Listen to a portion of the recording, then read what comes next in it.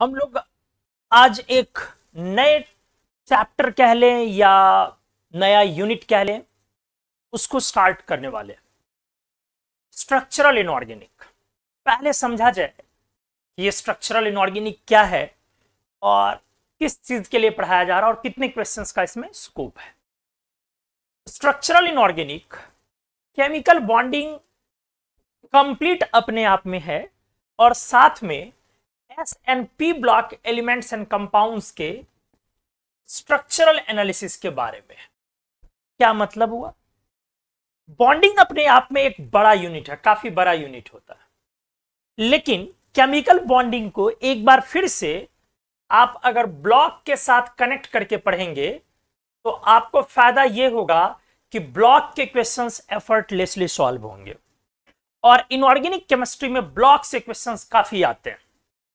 आपके सिलेबस में भी इनऑर्गेनिक में अगर 30 चैप्टर है तो आपके 30 चैप्टर्स में आप अगर तरीके से बात करें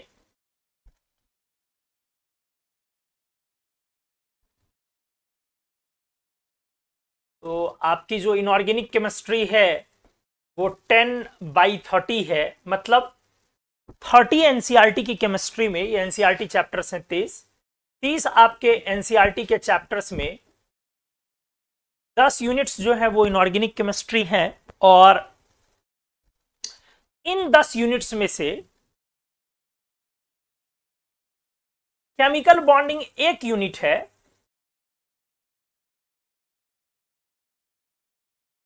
लेकिन इसके अलावे हाइड्रोजन अपने आप में एक यूनिट है, एस ब्लॉक एक यूनिट है, 3A और 4A एक यूनिट है,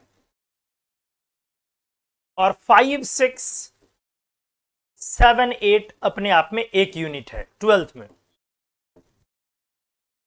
ठीक है, तो कह सकते हैं कि 10 यूनिट में से 5 यूनिट यही है यहां पर, लेकिन इसमें ये जो आपके ब्लॉक हैं, कंपाउंड्स इसमें पढ़ने होते हैं, इसमें आपको कंप्लीट कंपाउंड्स पढ़ना होता है। Hydrogen S block 3A 4A compounds पढ़ना होता है। कंपाउंड्स में या तो आप उनके स्ट्रक्चरल एनालिसिस को पढ़ते हैं, स्ट्रक्चर्स, प्रॉपर्टीज एंड रिएक्शंस, 3 चीजें होती है। जो रिएक्शंस हैं बड़े बड़े, वो जेई एडवांस्ड का एरिया है, बड़े बड़े रिएक्शंस। अब जो छोटे मोटे रिएक्शंस हैं उनको हमने स्ट्रक्चर और प्रॉपर्टीज के साथ ऐड कर दिया, तो ये जेई एडवांस्ड हो गया। ये मेन और निट में, मतलब मेन एडवांस में तो तीनों आएंगे, लेकिन ये सिर्फ और सिर्फ एडवांस्ड में आएगा। ये कंप्लीट आपका मेन और निट में चला जाएगा। तो ये पार्ट में हमने स्ट्रक्चर्स ऐड कर दिया कंपाउंड्स का और प्रॉपर्टीज ऐड कर दिया कंपाउंड का।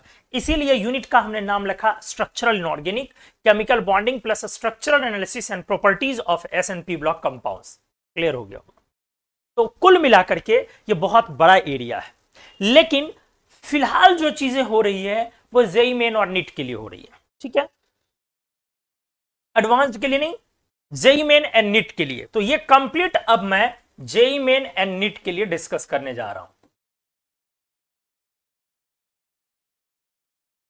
आप ये लेके चले कि इस यूनिट से आपके कंपटीशन में अगर आप जेई मेन में हैं तो इस यूनिट से आपको अप टू 4 क्वेश्चंस कवर होंगे, और अगर आप नीट में हैं तो आपको इस यूनिट से अप टू समझ लें 7 क्वेश्चंस कवर होंगे।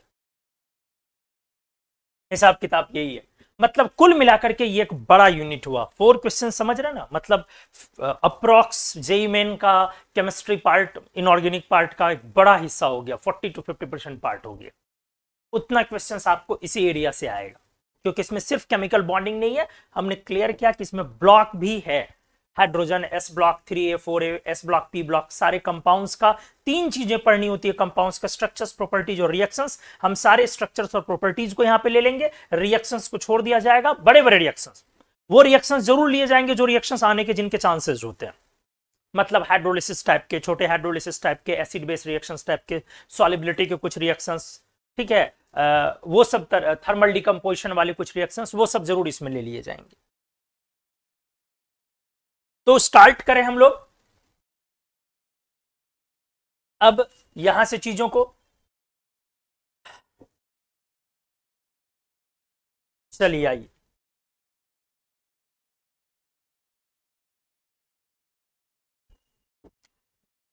तो शुरू करते हैं आज का स्ट्रक्चरल इनऑर्गेनिक का ये सेशन।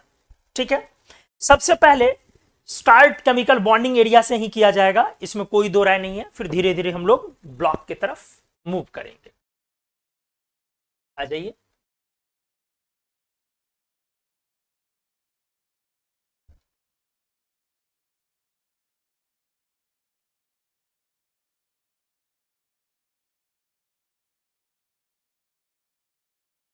केमिकल बॉन्ड,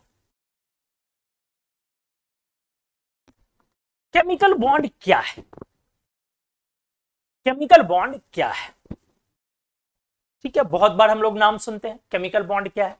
जेई में नीट में इसके बेसिक्स से भी क्वेश्चन आते हैं, आपके सामने आगे में क्वेश्चंस रखे हुए भी, आप आगे सॉल्व भी करेंगे ये सब क्वेश्चंस। एकदम देखो, जेई मेन सितंबर 2020, जेई मेन सितंबर 2020, बेसिक से भी क्वेश्चंस इससे भी आते हैं। तो हम लोग करते हैं पहले केमिकल बॉन्ड क्या है।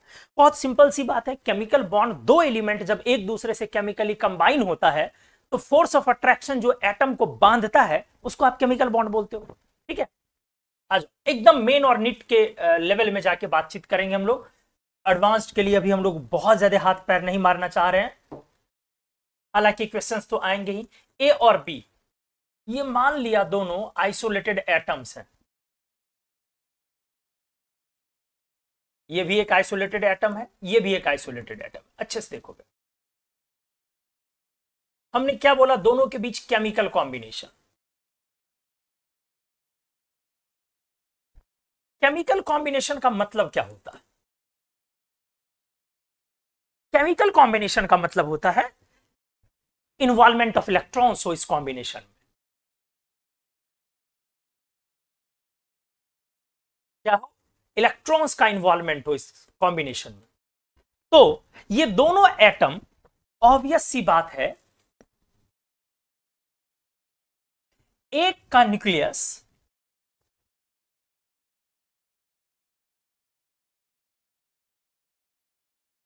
ठीक है दूसरे के इलेक्ट्रॉन पर फोर्स ऑफ अट्रैक्शन लगाता है। देखिएगा अच्छे से, ये लीजिए, उसी तरीके से इसका न्यूक्लियस इसके इलेक्ट्रॉन पर फोर्स ऑफ अट्रैक्शन लगाता है, जबकि दोनों का न्यूक्लियस एक दूसरे को रिपेल करता है, force of repulsion FR.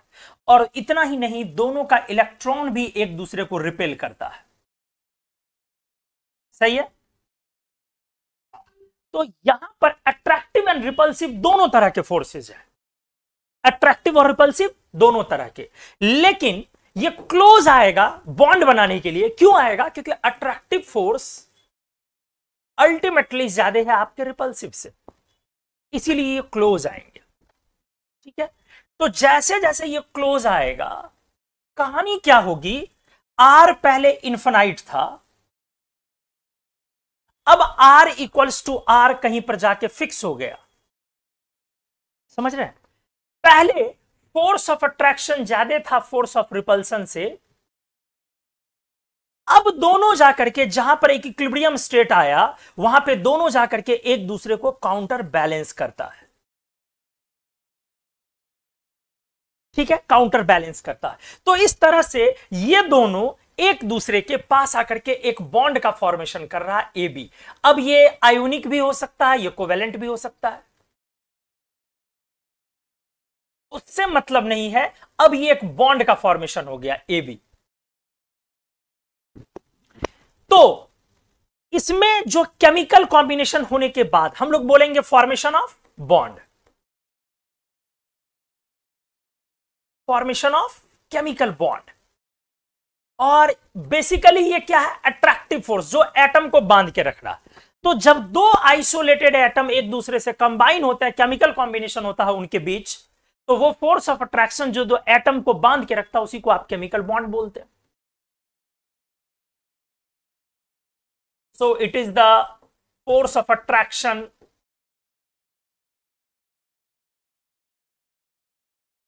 which binds the atoms together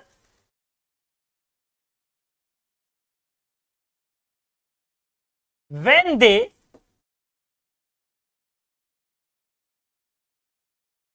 they chemically react with each other.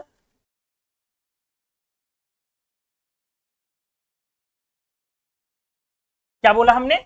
इस तरह से ये फोर्स ऑफ अट्रैक्शन है जो कि बांधता है एटम को एक साथ, जब ये एटम्स एक दूसरे से केमिकली क्या करते हैं, रिएक्ट करते हैं। तो कहानी को अगले पेज में देखो मैं कैसे प्रेजेंट कर रहा हूं ग्राफिकली, कैसे, ध्यान से देखो ठीक से। हमने एक, ध्यान से, इस एक्सिस पर एनर्जी लिया जाए और इस एक्सिस पर आप आर लेते हैं, मान लीजिए आर। आर क्या है? Internuclear distance. जब दोनों कंबाइन होगा तो दोनों के न्यूक्लियस के बीच की दूरी, आराम से सोचिए, शुरू में जिस समय में कंबाइन हुआ दोनों इन्फिनाइट डिस्टेंस पर था, तो ये इन्फिनाइट डिस्टेंस कर्व पे आपको राइट मिलेगा ना कि लेफ्ट। शुरू में दोनों एटम एक दूसरे से इन्फिनाइट डिस्टेंस पर सेपरेटेड था, तो ये इन्फिनाइट डिस्टेंस आपको कर्व पे राइट मिलेगा ना कि लेफ्ट। मतलब कर्व पर आप जो शुरू होगी, हमारा जो कर्व स्टार्ट होगा बेटा, वो राइट साइड से स्टार्ट होगा ना कि लेफ्ट पार्ट। दूसरी बात, अब शुरू में कौन सा फोर्स ज्यादा था? अट्रैक्टिव ज्यादा रिपल्सिव से, तभी तो बॉन्ड फॉर्मेशन हुआ। कौन सा फोर्स ज्यादा था? अट्रैक्टिव। किससे ज्यादा? रिपल्सिव से। तो यहां पर कैसे देखा जाए? एनर्जी में ऊपर लिखो प्लस और नीचे माइनस। जब आप इस एनर्जी कंटेंट को, पोटेंशियल एनर्जी को प्लस से लिखते हो, इसका मतलब है रिपल्सिव फोर्स ज्यादा है अट्रैक्टिव से, और जब नेगेटिव से लिखते हो इसका मतलब है रिपल्सिव से ज्यादा है अट्रैक्टिव। फिर से रिपीट कर रहा हूं, अट्रैक्टिव फोर्स हमेशा एनर्जी को घटाता है और रिपल्सिव फोर्स हमेशा एनर्जी को बढ़ाता है। तो एटम क्लोज कब आएगा? सोचो, जब अट्रैक्टिव ज्यादा होगा रिपल्सिव से। शुरू में इन्फिनाइट से इन्फिनाइट पर जब आप एक दूसरे को क्लोज ला रहे हैं, तो क्लोज क्यों आ रहा है? अट्रैक्टिव फोर्स ज्यादा रिपल्सिव से। इसका मतलब अपना जो कर्व स्टार्ट होगा, ध्यान से, वो अट्रैक्टिव ज्यादा है रिपल्सिव से, मतलब निचले हिस्से, ऊपर के हिस्से से स्टार्ट नहीं होगा, निचले हिस्से से। ध्यान से सुनते जाएंगे। जैसे जैसे आपकी दूरी कम होती जाएगी, जैसे जैसे आपकी दूरी कम होती जाएगी, ध्यान से, ये क्लोज आता जाएगा। सही है? क्लोज आने से, आर घटने से अट्रैक्टिव फोर्स बढ़ेगा और रिपल्सिव फोर्स भी बढ़ेगा। ध्यान से, दोनों बढ़ेगा।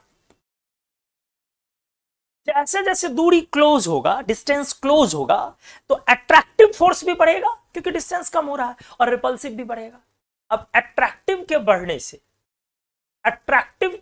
से एनर्जी तेजी से घटेगी और रिपल्सिव के बढ़ने से एनर्जी तेजी से बढ़ेगी। सवाल है, जब आप बॉन्ड फॉर्म कर रहे हैं, इसका मतलब है यहां तक अट्रैक्टिव फोर्स डोमिनेट था, इस दूरी तक। सोचो, शुरू में ज्यादा कौन है? अट्रैक्टिव है, और इक्विलिब्रियम पर आकर के क्या हो गया? दोनों बराबर, जहां पे रुक गया, बॉन्ड बन गया। तो अट्रैक्टिव की वजह से एनर्जी घट रही है, रिपल्सिव की वजह से एनर्जी बढ़ रही है। तो हमने बोला कि अट्रैक्टिव ज्यादा था, अब वो रिपल्सिव के बराबर है। इसका मतलब है रिपल्सिव ज्यादा तेजी से बढ़ा अट्रैक्टिव के रिस्पेक्ट में। लेकिन पॉइंट क्या है? ज्यादा कौन था इक्विलिब्रियम तक? अभी भी अट्रैक्टिव ज्यादा था। इक्विलिब्रियम पर पहुंचने के बाद वो बराबर हो गया। चीजों को समझिए अच्छे से। कर्व कैसे लाइएगा? समझ रहे हैं?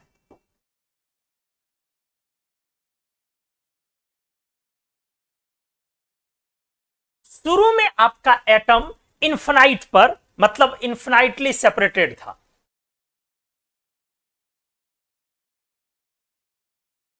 दोनों के बीच की दूरी जो थी वो क्या थी? R tends to infinite. धीरे धीरे ये क्लोज आया। अभी भी सब में कौन ज्यादा है? अट्रैक्टिव। धीरे धीरे और क्लोज आया, इक्विलिब्रियम पे जाके यहां बॉन्ड बन गया।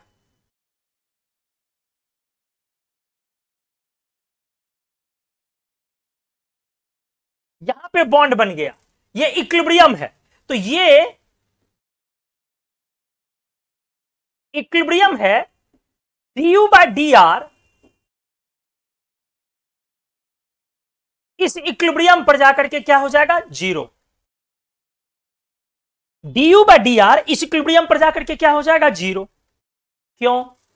क्योंकि du बाय डी आर करने से एनर्जी निकलती है। u क्या है, सॉरी फोर्स निकलता है। u क्या है, आपकी एनर्जी, पोटेंशियल एनर्जी। तो जब आप पोटेंशियल एनर्जी को डिफरेंशिएट करते हो तो क्या निकलता है, फोर्स निकलता है।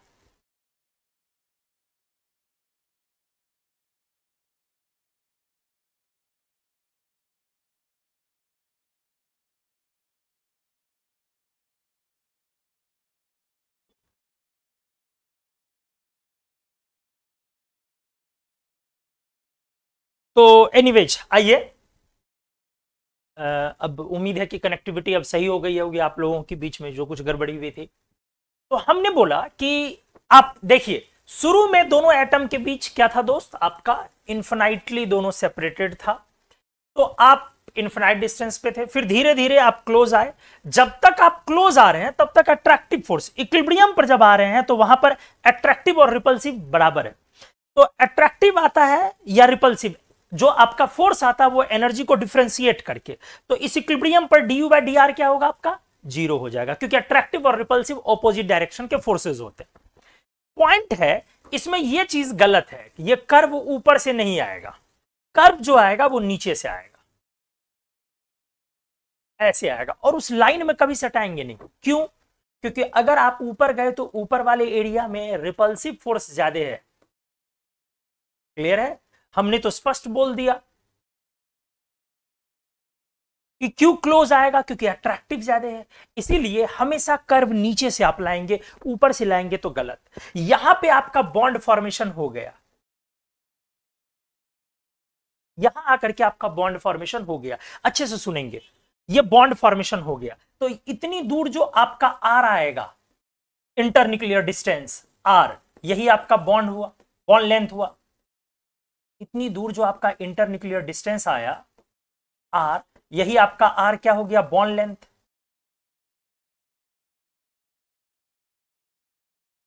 क्लियर है?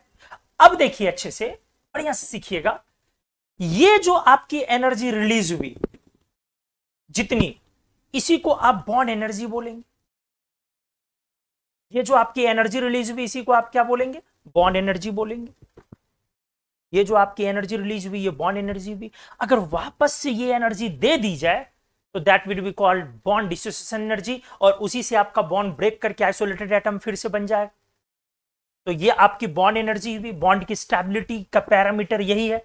ये जितना ज्यादा डेप्थ आएगा इसका मतलब बॉन्ड उतना स्ट्रांग है, क्योंकि उतनी ज्यादा ओवरऑल एनर्जी रिलीज की गई। बॉन्ड यहीं पे आके बन गया, आप समझ लीजिए पॉइंट, यहीं पे बॉन्ड बन गया आकर के। इससे ऊपर का जो पॉइंट है, आप समझिए मैं क्या बोल रहा हूं, इससे जो ऊपर का पॉइंट है, यहां से जो ऊपर का पॉइंट है, ठीक है ना,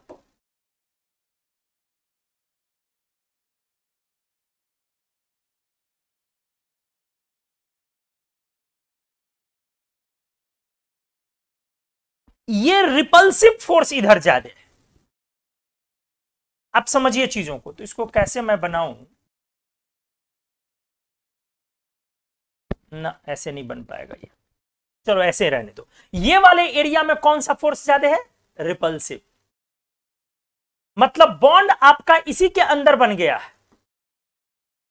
ये तब है यदि आप और क्लोज ले जाएंगे, जो पॉसिबल नहीं है। हमारा बॉन्ड यहीं पे बन गया, यही एरिया बॉन्ड फॉर्मेशन है, बस work done area under the curve, यही वाला एरिया हमारा बॉन्ड फॉर्मेशन। आप समझ पा रहे होंगे। ये वाला एरिया क्या है, ये एक हाइपोथेटिकल सिचुएशन है कि अगर आप इस इक्विलिब्रियम से और क्लोज ले गए गलती से तो रिपेल करेगा और आपकी एनर्जी एक्सपोनेंशियली बढ़ेगी। जितना ये वेल डेप्थ, इसको वेल डेप्थ बोलते हैं, वेल डेप्थ, जितना ये वेल डेप्थ ज्यादा होगा, गहराई जितनी ज्यादा होगी, इसका मतलब क्या होगा, जितना ज्यादा ये डेप्थ ज्यादा होगा उसका मतलब है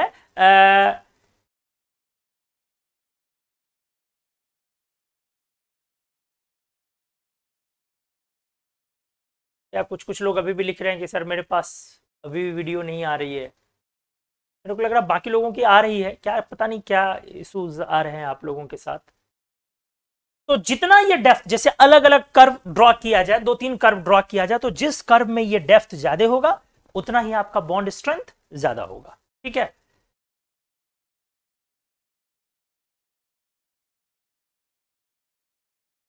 नहीं बिल्कुल नहीं प्रदीप, इस वजह से तो बिल्कुल ऐसी नहीं हो सकती है।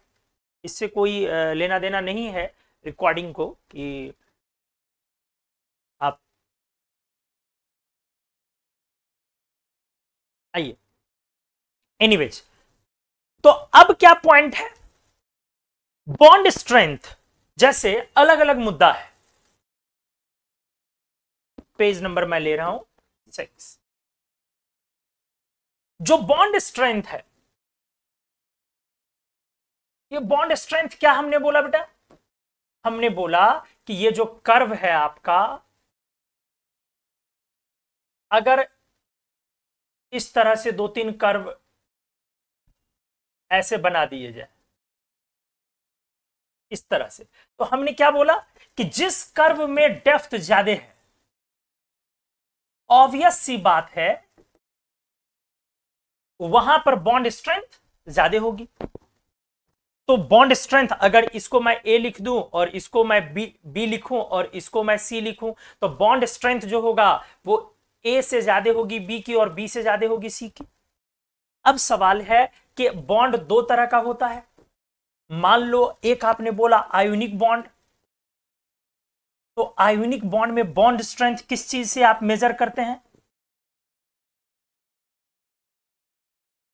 Bond strength is measured, compared करते हैं, compared by comparing lattice energy. सही है, आयोनिक कंपाउंड में बॉन्ड की मजबूती का पैरामीटर क्या है, लैटिस एनर्जी।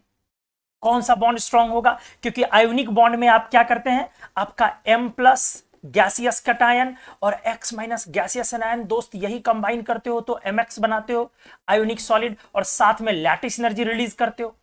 और कोवेलेंट बॉन्ड में शेयरिंग होती है आपकी। सही है, आप एक इलेक्ट्रॉन यहां से लेते हो, एक इलेक्ट्रॉन इसका लेते हो, ये कोवेलेंट बॉन्ड में आपकी शेयरिंग होती है।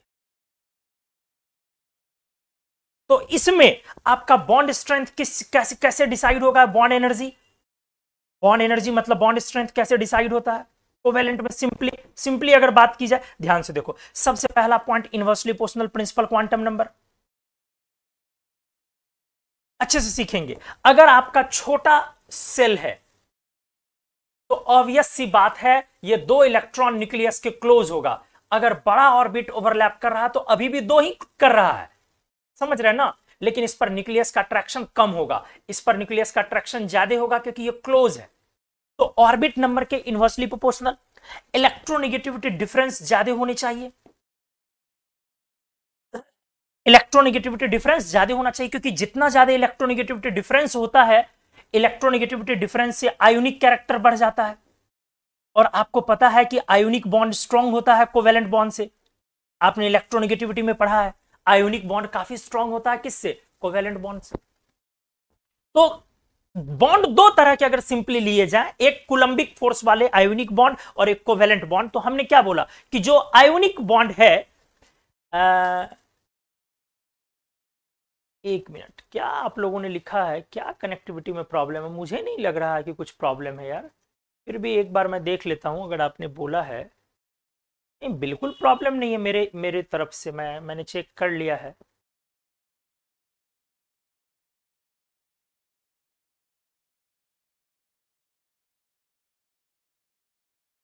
नहीं, प्रॉब्लम मेरे तरफ से नहीं है, आपके नेटवर्क से या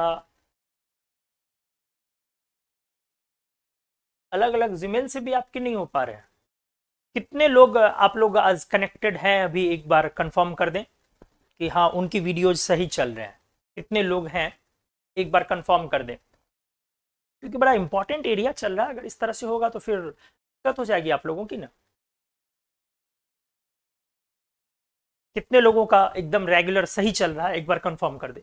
तो हमने क्या बोला कि आयोनिक बॉन्ड में बॉन्ड स्ट्रेंथ को मेजर करते हो किससे? लैटिस एनर्जी से। और कोवेलेंट बॉन्ड में बॉन्ड स्ट्रेंथ की जो मेजरमेंट होती है वो कैसे होती है? ओवरलैपिंग स्ट्रेंथ से।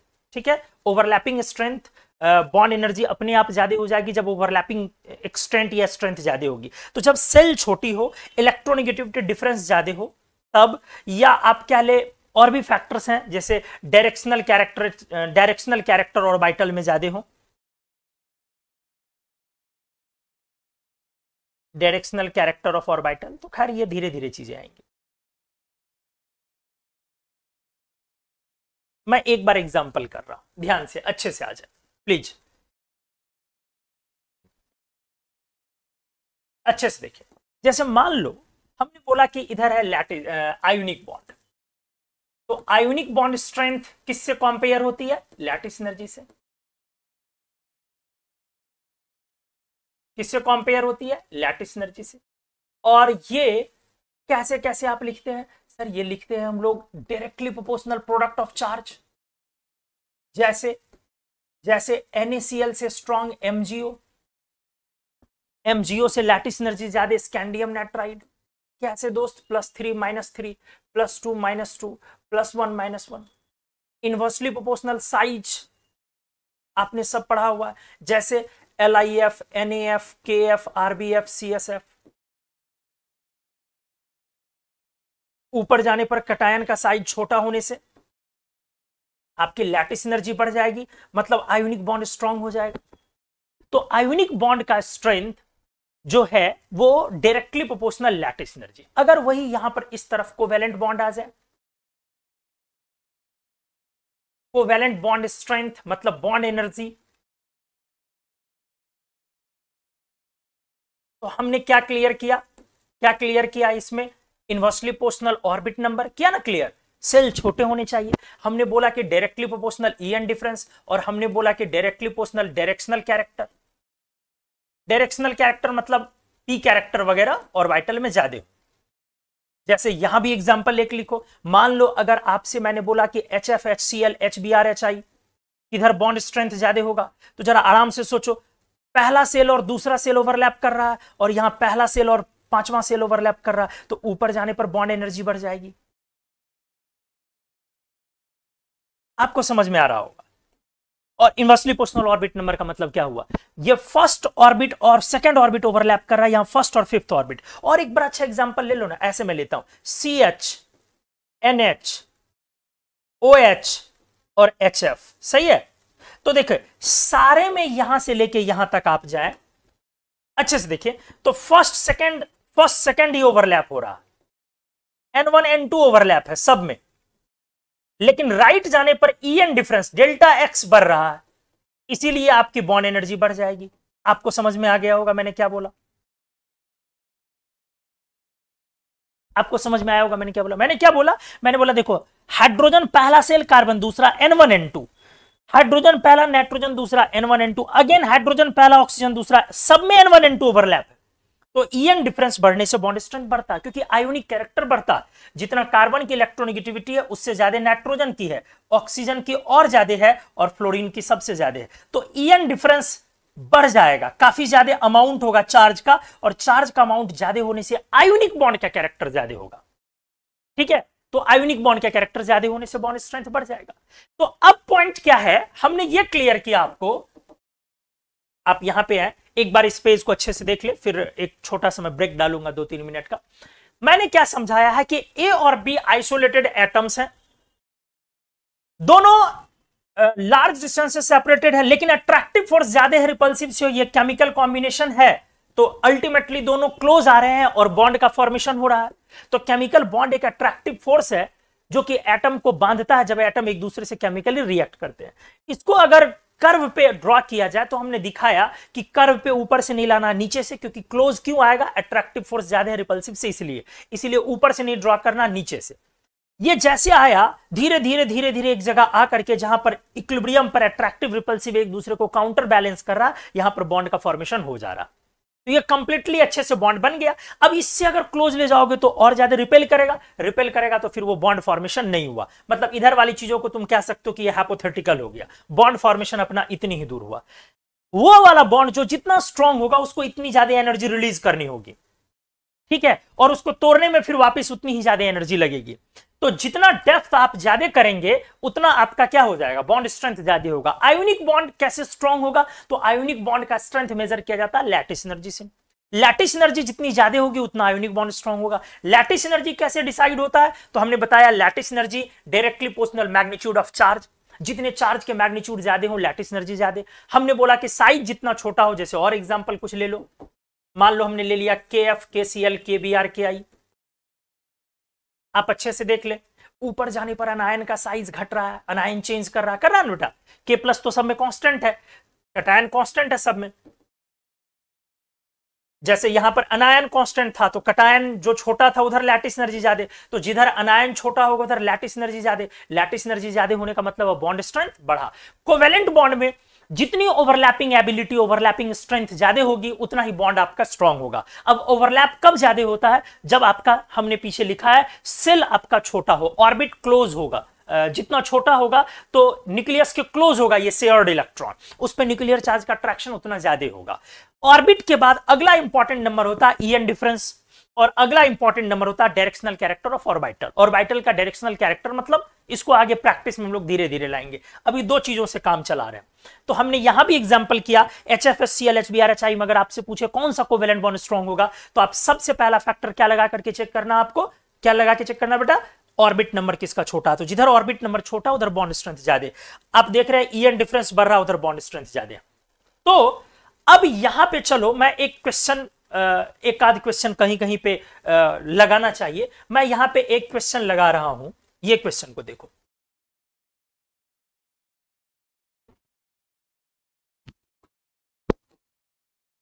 आप जल्दी से इसका आंसर करें। क्वेश्चन ये वाला, अभी ऊपर वाला नहीं बनाना, अभी ये वाला क्वेश्चन बनाना, ये वाला। The intermolecular potential energy for the molecules ABCD, 4 molecule है, ध्यान से देखें। The intermolecular potential energy for the molecules ABCD given below suggest that. ये 4 कर्व आपका है पोटेंशियल एनर्जी, देख रहे हो सब जीरो से नीचे वाला है, नेगेटिव वाला, ऊपर वाला हिस्सा लिया ही नहीं, नीचे वाला हिस्सा। तो एक कर्व आपका ये है, एक कर्व आपका ये है, एक कर्व आपका ये है, और एक कर्व आपका ये है। अब इस ऑप्शन में पूछा जा रहा है कि, अच्छे से देख लें, AA has the largest bond enthalpy।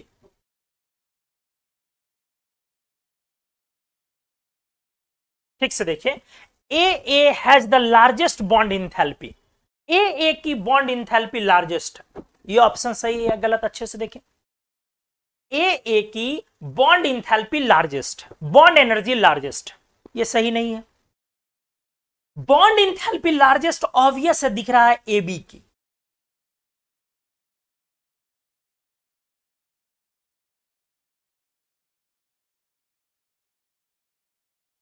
Largest bond enthalpy जो दिख रही है वो किसकी दिख रही है,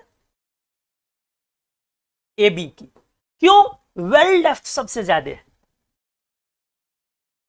इसलिए ए ऑप्शन गलत हुआ। अब आ जाओ बी पे। AD has the shortest bond length. Bond length, ध्यान से, कर्व पे किधर जा रहा है, इस एक्सिस पे है बॉन्ड लेंथ।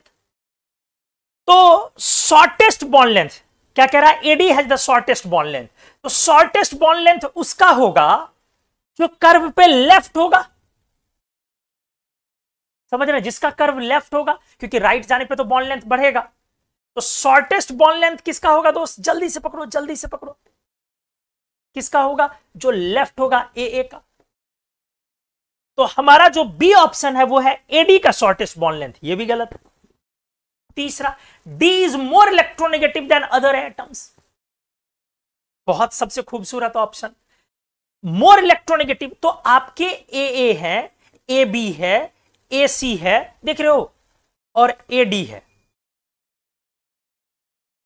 आप इसमें बॉन्ड स्ट्रेंथ पहले देखिए सबसे ज्यादा किसकी है, ए बी की। ध्यान से ऐसे लिखो, बॉन्ड स्ट्रेंथ, ध्यान से ध्यान से ध्यान से, सबसे ज्यादा किसकी है बॉन्ड स्ट्रेंथ, किसकी, जो नीचे है ए बी, स्ट्रेंथ नीचे से और लेंथ राइट लेफ्ट, स्ट्रेंथ ऊपर नीचे और लेंथ राइट लेफ्ट, सही है। तो सबसे ज्यादा bond strength sir A B. A B के बाद नीचे कौन है, ए ए, और ए ए के बाद ए सी, और सबसे कम एडी। तो सबसे ज्यादा बॉन्ड स्ट्रेंथ किसकी है, ए बी की। सबसे ज्यादा बॉन्ड स्ट्रेंथ किसकी है, ए बी की। इसका मतलब है जब सब में ए है तो ई एन डिफरेंस बढ़ गया होगा। तो बी सबसे ज्यादा इलेक्ट्रोनेगेटिव एलिमेंट होगा, सही है कि गलत, गलत स्टेटमेंट है। कैसे, सबसे ज्यादा इलेक्ट्रोनेगेटिव एलिमेंट कौन होगा, बी, तभी तो डिफरेंस सबसे ज्यादा आया। तो इसका मतलब है बी मोस्ट इलेक्ट्रोनेगेटिव होगा। देखो कितनी आसानी से मैंने पकड़ा, क्लियर है, क्योंकि सारे में बाकी ए है, तो ईएन डिफरेंस वहीं ज्यादा आएगा जहां इलेक्ट्रोनेगेटिविटी सामने वाले की ज्यादा है। तो सबसे ज्यादा इलेक्ट्रोनेगेटिविटी किसका होगा, इसका मतलब बी का। तो ये ऑप्शन भी गलत निकला, D is more electronegative than other atoms. अब डी में क्या है, A B has the stiffest bond, stiffest मतलब वही है हार्डेस्ट, स्टीफेस्ट मतलब हार्डेस्ट, स्ट्रॉन्गेस्ट। तो किसकी है, जो सबसे नीचे है वो तो हमने पहले क्लियर कर दिया है, ए बी की। आपको ये दिया भी है, A B has the stiffest bond. तो इस तरह से इस क्वेश्चन का आंसर क्या आया, क्या आया, क्या आया, डी आया। ये जेईई मेन 2020 सितंबर अटेम्प्ट का ये क्वेश्चन हमने करवाया, अभी ऊपर वाला नहीं करवाया हमने, ऊपर वाले की भी बारी आ गई, अभी हमने सिर्फ ये करवाया। उम्मीद है आपको ये अच्छे से समझ में आया होगा कि किस तरह से ये क्वेश्चन सॉल्व हुआ।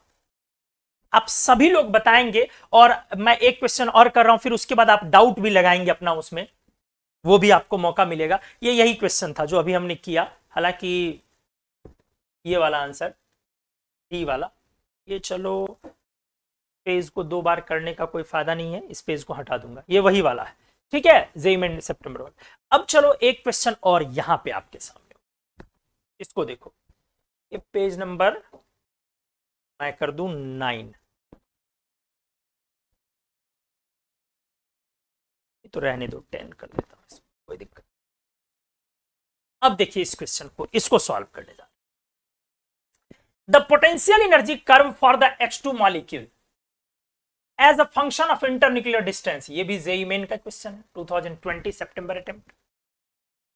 तो internuclear distance, potential energy curve H2 के लिए जब आप ड्रॉ करते हैं, सॉल्व करते हैं, क्या होगा कर्व, पहला कर्व है ये ऐसे है, दूसरा कर्व है ये ऐसे है, तीसरा है ऐसे, कौन सा सही, आप ही सोचें कौन सा कर्व सही है, डी करेक्ट होगा। आप समझ रहे हैं चीजों को कैसे, सोचिए कैसे। यहां पे फर्क है कि आपको ये नहीं दिया है, बस ऐसे लिख दिया है एनर्जी और आर, प्लस माइनस कहीं नहीं लिखा है। तो नेचर तो यही है ना, कर्व का नेचर पकड़ना, नेचर तो यही है ना कर्व का, कुछ समझ में आया। तो इसी को आपसे ऐसा न करवा करके क्या किया है, ऐसा न करवा करके आपसे सिंपली इसको ऐसे लिख दिया गया। क्लियर है। तो ये भी एक प्यारा सा क्वेश्चन था, आसान सा, लेकिन हाँ आपको आना चाहिए, अदरवाइज बहुत सारे लोग बी आंसर कर देंगे, गलत हो जाएगा। फिर ये अभी सॉल्व नहीं होगा, ये मैं धीरे धीरे सॉल्व करूंगा, और देखता हूं और कोई क्वेश्चन, ये भी आगे सॉल्व होगा, ये भी मैं आगे सॉल्व करूंगा। तो इस तरह से यहां पे मैंने एक आयोनिक मतलब केमिकल बॉन्ड को इंट्रोड्यूस किया है, हमने आपको इंट्रोड्यूस करवाया कि केमिकल बॉन्ड किस तरह से होता है, क्या है chemical bond, force of attraction और इसकी बॉन्ड एनर्जी और बॉन्ड लेंथ का कर्व के थ्रू हमने इसको एक्सप्लेन किया। यहां तक अगर आपकी कोई समस्या है तो आप बताएं कि समस्या है, और हमने क्वेश्चन भी करवाया। और अगर आपको नहीं अच्छे से आपने समझा तो आप वो भी मेरे को बताएं कि हाँ अच्छे से समझ में आई चीजें। मैं 1-2 मिनट का यहां ब्रेक लेता हूं, आप लोगों से 2 या 3 मिनट का ब्रेक लेता हूं। तब तक आप भी वीडियो को पॉज करके अच्छे से देख ले, एनालाइज कर ले कि कहां पे क्या कौन सी चीजें डाउट में आ रही है या डाउट नहीं है, टकाटक समझ रहे। प्लीज जल्दी।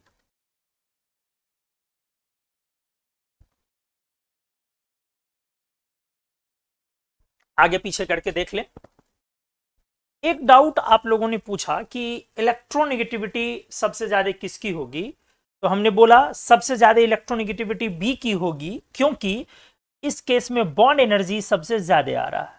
ठीक है, वेल डेप्थ आपका सबसे ज्यादा आ रहा है, तो इसका मतलब सबसे ज्यादा एनर्जी रिलीज की गई है, तो ई एन डिफरेंस सबसे ज्यादा वहां पे होगा, क्योंकि ई एन डिफरेंस से बॉन्ड स्ट्रेंथ ज्यादा होता है। एक ये डाउट पूछा था, और एक डाउट पूछा ये क्या जो कर्व पे के बारे में था, ये वाली चीज कि सर यहां के ऊपर आपने ये बोला। एक बड़ा अच्छा डाउट आप लोगों की तरफ से आया, बहुत बढ़िया डाउट था ये, कि यहां के आगे सर अगर आप और क्लोज जाते हैं तो आपने बोला कि रिपल्सिव फोर्स ज्यादा है अट्रैक्टिव से, ये ए है अट्रैक्टिव है, तो रिपल्सिव ज्यादा है, तो इस लाइन के ऊपर वाले एरिया में रिपल्सिव ज्यादा होता है, तो सर इस लाइन के नीचे वाले एरिया में रिपल्सिव कैसे ज्यादा हुआ? ये बड़ा अच्छा डाउट है। ठीक है, एक्चुअली आप कर्व के नेचर को समझे, ऊपर और नीचे का पॉइंट तो वहीं से क्रिएट हो जाएगा। कर्व का नेचर समझने की कोशिश करें। आप कर्व पे नीचे आ रहे थे, मतलब आपका नीचे आ रहे हैं, इसका मतलब अट्रैक्टिव ज्यादा है रिपल्सिव से। लेकिन अब जब आप ऊपर जा रहे हैं तो इस पॉइंट से आप समझिए कर्व, अब यहां से एक कर्व अलग बन गया, समझ रहे ना? ये एक अलग कर्व बन गया यहां से कि आप ऊपर जा रहे हैं, और ये एक अलग कर्व बन गया, ये एक अलग बन गया। ये आप ऊपर जा रहे हैं, नेचर को समझे। तो ऊपर जाने का मतलब क्या है कि अब रिपल्सिव ज्यादा है अट्रैक्टिव से, तभी तो बढ़ रहा है एनर्जी आपका। तो नेचर समझना है, आप ये नहीं समझे कि उससे नहीं। हमने ये बोला कि यदि कर्व पे आप नीचे की तरफ हैं, नीचे की तरफ है मतलब जब आपकी पोटेंशियल एनर्जी डिक्रीजिंग मोड में है, नीचे जाना मतलब डिक्रीजिंग मोड में, तब अट्रैक्टिव ज्यादा। तो आप यहां से जब ऊपर जा रहे हैं तो ओवरऑल एनर्जी अभी भी नेगेटिव है, लेकिन अभी क्या है, अब धीरे धीरे धीरे धीरे हमारा रिपल्सिव बढ़ते चले जा रहा है तेजी से। मतलब कर्व के नेचर को यहां से पकड़ना है कि रिपल्सिव वाला फोर्स जो है वो क्या है, अट्रैक्टिव से ज्यादा है, इसलिए कर्व ऊपर की तरफ जा रहा है। तो ये भी एक अच्छा डाउट था, ये हमने क्लियर कर दिया। चलिए अब आइए, यहां से ये कर्व ये कहता है कि जब भी बॉन्ड बनेगा, बॉन्ड यहीं तक बन रहा है, बॉन्ड बनेगा वो एक्सोथर्मिक होगा। एक्सोथर्मिक मतलब एनर्जी रिलीजिंग स्टेट। तो आप यहां पर ये पॉइंट लिख देंगे,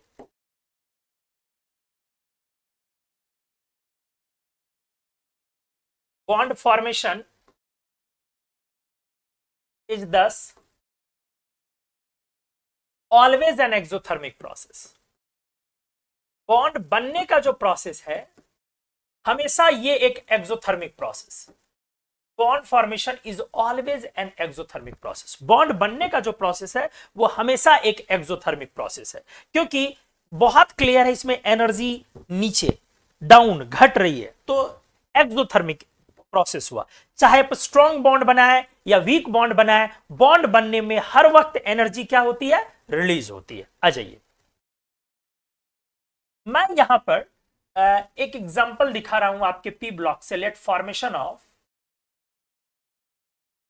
NCl3।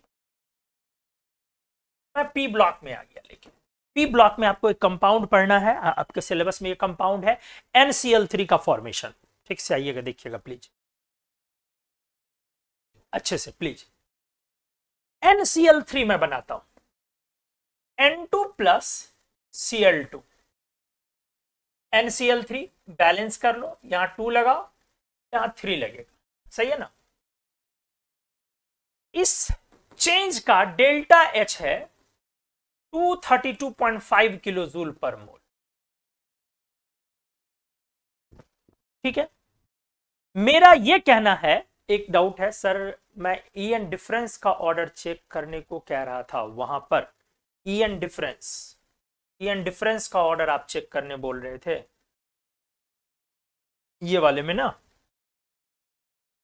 हाँ तो कोई प्रॉब्लम नहीं, ईएन डिफरेंस की ही बात मैं कह रहा हूँ, कोई प्रॉब्लम नहीं है, ईएन डिफरेंस की मैं बात कर रहा हूँ। आपको पहले ये देखना है कि यहाँ पे सबसे ज्यादा एनर्जी लोअर हुई है ना, और यहाँ पे सबसे कम हुई है लो, तो इसका मतलब है कि बॉन्ड स्ट्रेंथ जो है सब में ए है, तो सबसे ज्यादा वो है ए बी की, और सबसे कम है एडी की। तो इसका मतलब है कि इलेक्ट्रोनेगेटिविटी जो डिफरेंस है, डिफरेंस भी सबसे ज्यादा ए बी की होगी और तब एडी की। अब पॉइंट है कि आखिर दोनों में जब ए है तो डिफरेंस क्यों ज्यादा होगा।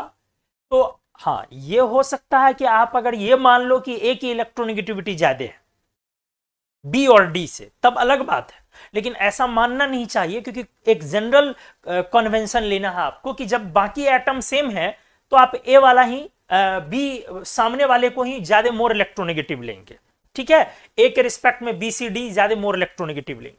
तो ईएन डिफरेंस, और ऐसे भी सोचना पड़ेगा, थोड़ा ईएन डिफरेंस ज्यादा हुआ है तो हमारा इलेक्ट्रोनेगेटिविटी इस तरह से हम सबसे ज्यादा किसकी लेंगे, बी की, और सबसे कम किसकी लेंगे, ए की, सबसे कम ए की, डी की नहीं, सबसे कम ए की, क्योंकि ए तो सेम हो गया ना, जीरो हो जाएगा। तो एनीवेज इलेक्ट्रोनेगेटिविटी हाईएस्ट होगी आपकी बी की,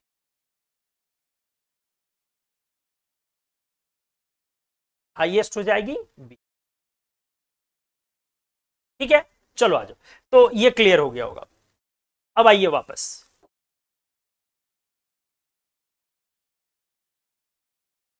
आ गए, आ जाओ, हाँ, N2+3Cl2 2NCl3, इस इक्वेशन का डेल्टा एच है 232.5 किलो जूल पर मोल।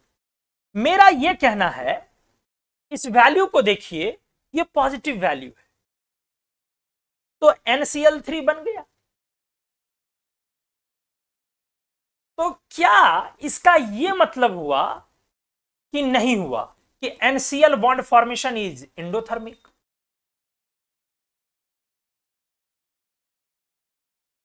NCl bond formation is endothermic, क्योंकि पॉजिटिव में है, जबकि थियोरेटिकली हमने क्या पढ़ा, एक्सोथर्मिक, कि बॉन्ड फॉर्मेशन जो है वो हमेशा इज एन एक्सोथर्मिक प्रोसेस। यहां पे क्या है आपका, NCl bond formation is endothermic. True या फॉल्स,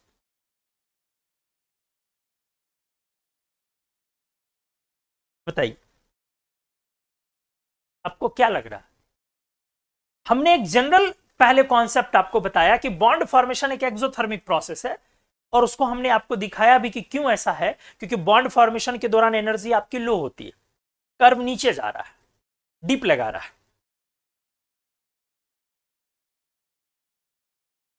बताइए यस और नो, आपको क्या लग रहा है,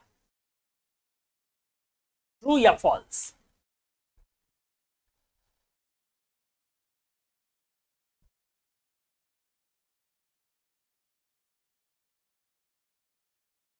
आपको क्या लग रहा है।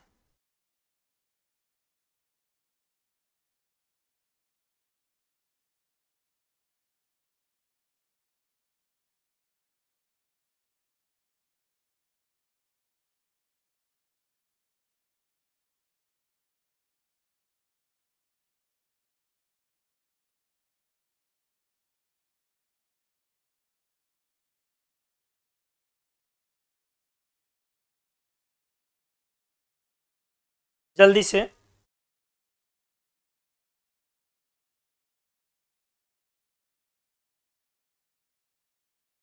ट्रू या फॉल्स क्या लग रहा, फॉल्स। कुछ लोगों को ट्रू लग रहा है, कुछ लोगों को फॉल्स, दोनों चीजें आ रही। देखिए,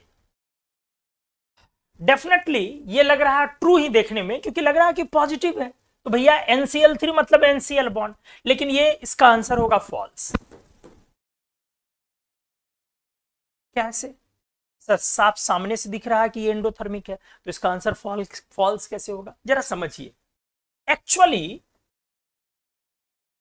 actually NCl3 formation involves lots of steps,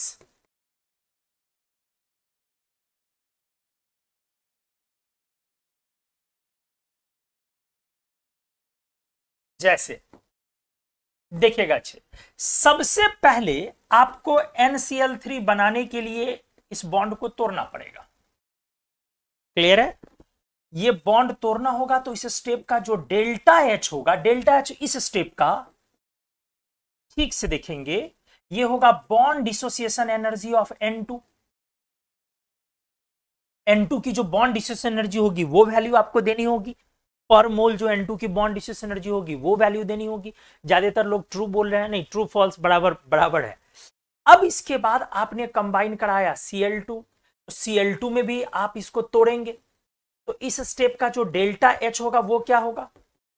bond dissociation energy, ध्यान से सुनिएगा, इस स्टेप का डेल्टा H क्या होगा?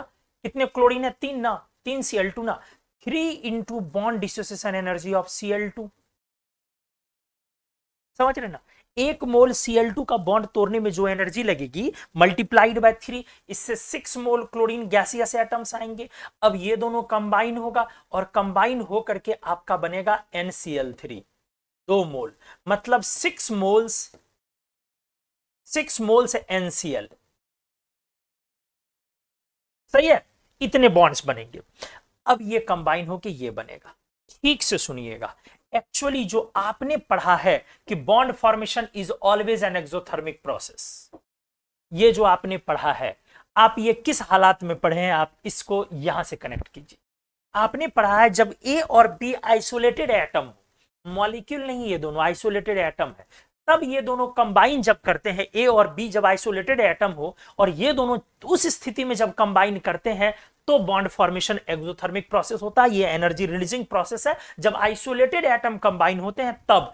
हमारा जो अभी का सिचुएशन है ना दोस्त, वो एटम नहीं मॉलिक्यूल है। पहले मॉलिक्यूल का बॉन्ड तोड़ना पड़ेगा, ये इंडोथर्मिक है। ध्यान से सुनिएगा, ये इंडोथर्मिक है क्योंकि बॉन्ड ब्रेकिंग है। ये भी इंडोथर्मिक है क्योंकि ये भी बॉन्ड ब्रेकिंग है। समझ रहे हैं? और जो आपने पढ़ा वो ये स्टेप पढ़ा है, ये बॉन्ड फॉर्मेशन है आइसोलेटेड एटम्स से। कंफ्यूजन को दूर कीजिए, ये वाला स्टेप एक्सोथर्मिक होगा। क्लियर हुआ?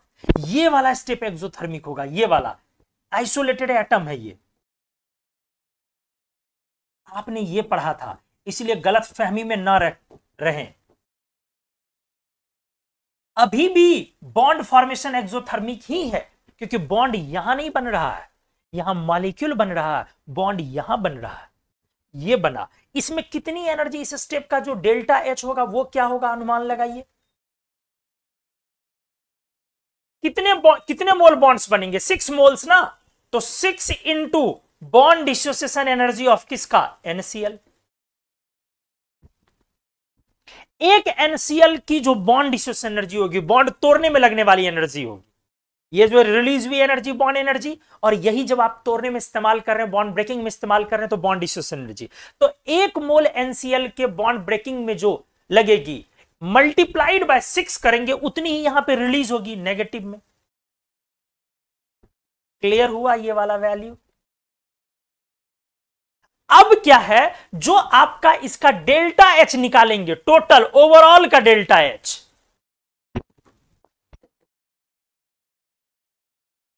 Delta H total. अब इसका कैलकुलेशन करते हैं हम लोग अगले पेज में।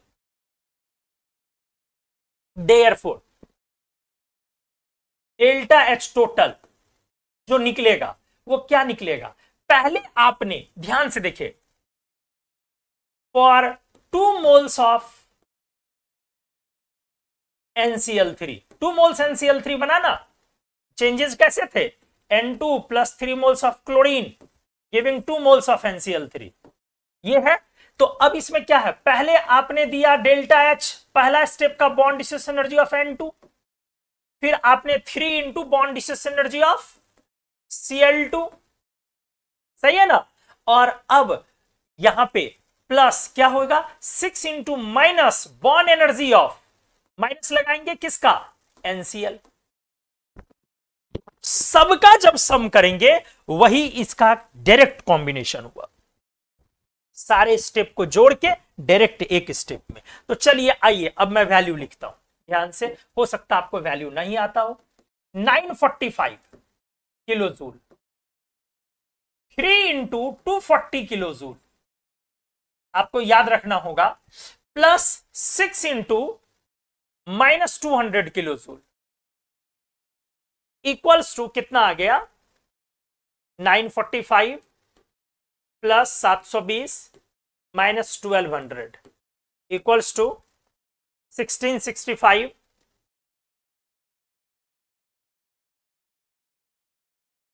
465 किलो जूल। तो ये कितने मोल के लिए है, ये आपने निकाला 465 किलो जूल कितने मोल के लिए, फॉर 2 मोल्स, लेकिन 1 मोल ईच मोल निकालना है अब। तो इसका मतलब है डेल्टा एच पर मोल कितना हुआ, डिवाइडेड बाय 2, 232.5 किलो जूल पर मोल। अब आप वैल्यू को मैच करें, जो वैल्यू हमने दिया है, देखिए यही वैल्यू हमने दिया। तो क्या कंक्लूजन क्या निकला बेटा, कंक्लूजन क्या निकला, यहां पे सीखने वाली चीजें क्या रही, इस तरह से सीखने वाली चीज आपके लिए क्या रही।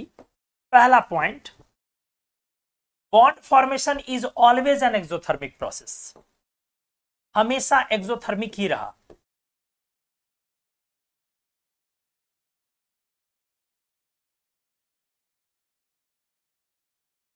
मॉलिक्यूल फॉर्मेशन कुछ भी हो सकता है, ध्यान से, molecule formation could be exothermic as well as endothermic. Molecule formation could be exothermic as well as endothermic. Molecule formation कुछ भी हो सकता है, एक्सोथर्मिक भी हो सकता है और इंडोथर्मिक भी हो सकता है। इसका डेल्टा एच पॉजिटिव भी हो सकता है या नेगेटिव भी हो सकता है। अब इसमें भी कोई दो राय नहीं है कि अगर, इसमें भी कोई दो राय नहीं है कि अगर मॉलिक्यूल फॉर्मेशन में जाए आप,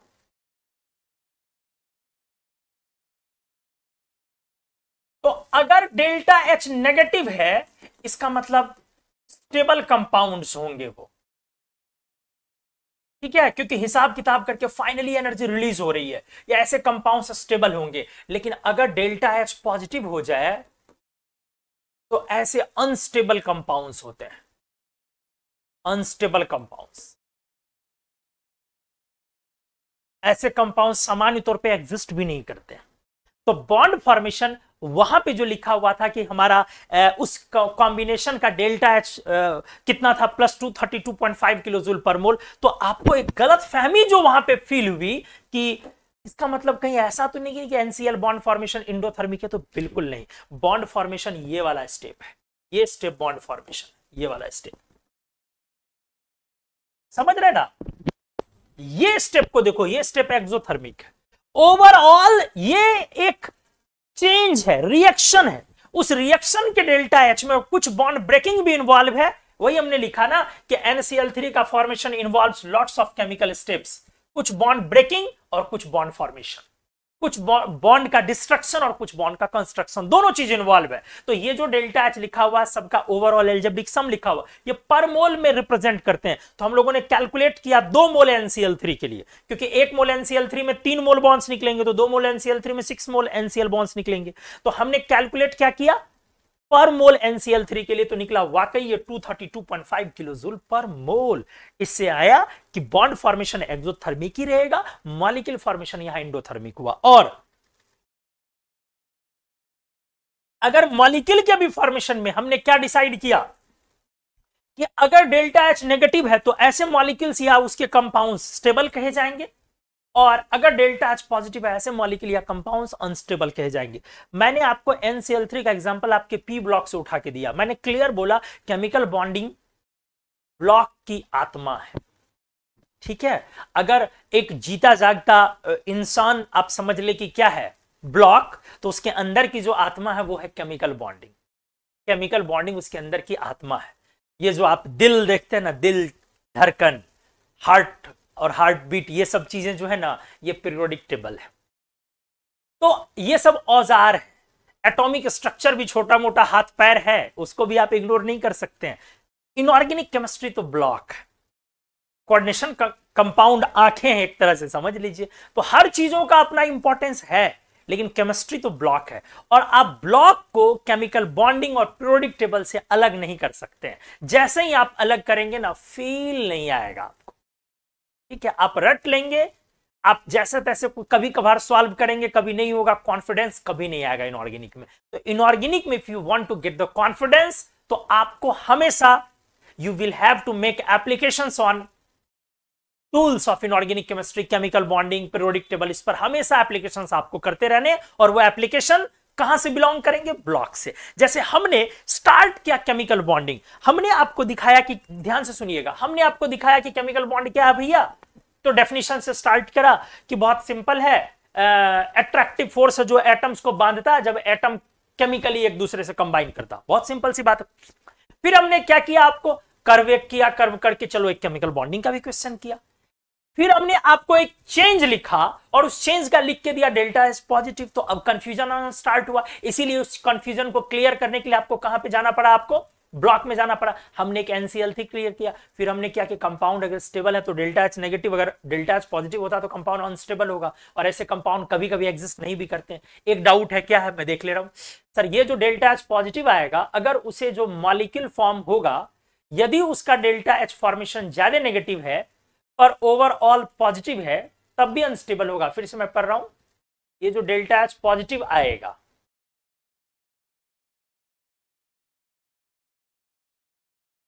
डेल्टा एच पॉजिटिव आएगा, उससे जो मॉलिक्यूल फॉर्म होगा, यदि उसका डेल्टा एच फॉर्मेशन ज्यादा नेगेटिव है,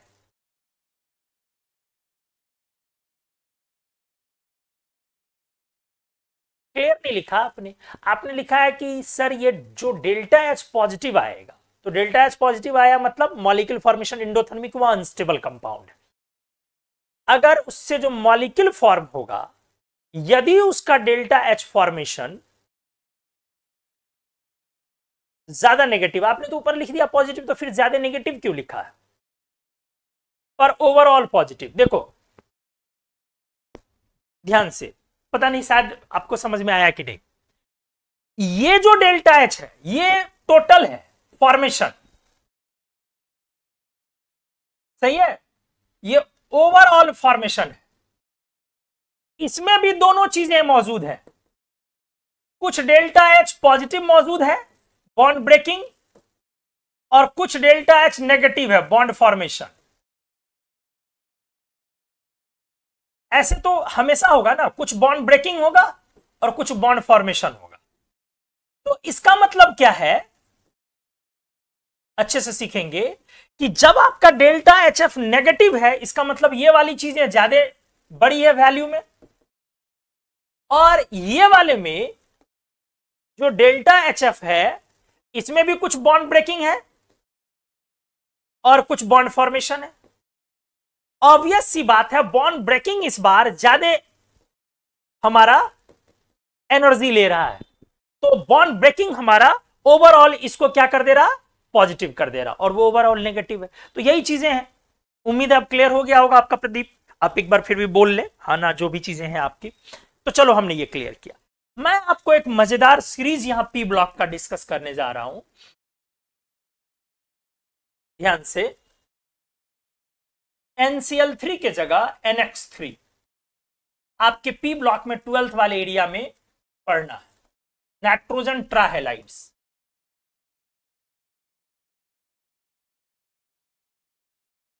अच्छे से देखेंगे। अब मैं इसको डिस्कस कर रहा हूं, तो ऑब्वियस सी बात है, N2 का कॉम्बिनेशन होगा X2 से, हमारा बनेगा NX3, सही है। 4 कंपाउंड्स इस सीरीज में होंगे, क्या सब? NF3, NCl3, NBr3 और NI3। अब पॉइंट वाइज आइए। आपने अभी अभी पढ़ा कि NCl3 का डेल्टा H पॉजिटिव है। अब आप एक बार इसमें जो 4 आपके मॉलिक्यूल ऐड हो रहे हैं, फ्लोरीन, क्लोरीन, ब्रोमीन और आयोडीन, इनकी बॉन्ड की मजबूती के बारे में एक बार बात कर लें ध्यान से। बॉन्ड स्टेबिलिटी या एनर्जी, अभी थोड़ा सा आपने पढ़ा भी है, ठीक है, ऑफ हेलोजेंस, पी ब्लॉक में 12th में पढ़ना होता है। तो ये है फ्लोरीन, क्लोरीन, ब्रोमीन, आयोडीन। आराम से सोचे, अभी आपने पढ़ा है कि जिसका सेल छोटा होगा वो बॉन्ड स्ट्रांग होगा, तो ऊपर जाने पर बॉन्ड स्ट्रेंथ बढ़ जाएगा, बॉन्ड एनर्जी बढ़ जाएगी। अगर कोई आपसे पूछेगा क्यों, तो बोलेंगे as cell principal quantum number कम हो जाएगा। बहुत सही है, ये सब चीजें बहुत फ्रीक्वेंट बेसिस पे पूछी जाती है फ्लोरीन, क्लोरीन, ब्रोमीन, आयोडीन का। आ जाइए, तो भैया हमारा क्योंकि सेल हमारा घट रहा है इसलिए बॉन्ड स्ट्रेंथ मजबूत होगा, लेकिन किसी वजह से फ्लोरीन की बॉन्ड एनर्जी ब्रोमीन से कम होती है, रिपल्सन होता है। जैसे एफिनिटी भी फ्लोरीन की कम होती है और वो क्लोरीन के नीचे आ जाती है, इलेक्ट्रॉन एफिनिटी, आपको शायद पता होगा। फ्लोरीन का बहुत छोटा साइज है तो जरूरत से ज्यादा छोटा होने से भी रिपल्सन होता है, ठीक है। तो आपका जो बॉन्ड डिस्टेंस एनर्जी का ऑर्डर आया वो आया सबसे ज्यादा क्लोरीन, फिर ब्रोमीन, और फिर ध्यान से सुनेंगे फ्लोरीन, और करीब करीब बराबर है आयोडीन। अब जरा सोचें, जब आप इन कंपाउंड्स के बारे में सोचते हैं तो इसमें बॉन्ड एनर्जी हमारा ऊपर बढ़ रहा है, डेल्टा एच पॉजिटिव का वैल्यू ऊपर जाने पे बढ़ रहा है। हाँ, फ्लोरीन थोड़ा कम हुआ है, फ्लोरीन का डेल्टा एच पॉजिटिव, और ये 3 मोल इन्वॉल्व है। कितना मोल है? 3 मोल है बेटा, अच्छे से देखिए, ये 3 मोल इन्वॉल्व है।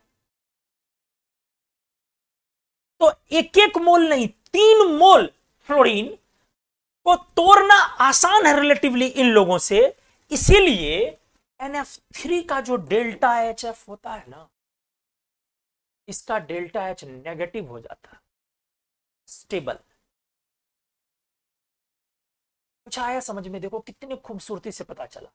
सोचो क्यों, अगर आपसे कोई पूछेगा NF3 का डेल्टा HF नेगेटिव होता है जबकि NCl3 का डेल्टा HF पॉजिटिव होता है, क्यों? मतलब ये अनस्टेबल कंपाउंड है, वो स्टेबल कंपाउंड है, क्यों?